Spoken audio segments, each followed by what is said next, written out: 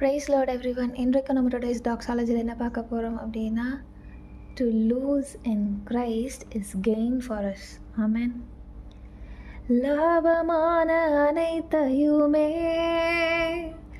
நஷ்டமென்று கருதுகிறேன், என் நேசர் தருகின்ற பரிசுக்காக லக்கை நோக்கி தொடர்கின்றேன். என் நேசர் தருகின்ற பரிசுக்காக லக்கை நோக்கி தொடர்கின்றேன். இனி நான் அல்ல, இயேசுவே என்னில் வாழ்கிறார். இனி நான் அல்ல, இயேசுவே என்னில் வாழ்கிறார். இனி நான் அல்ல, இயேசுவே என்னில் வாழ்கிறார்.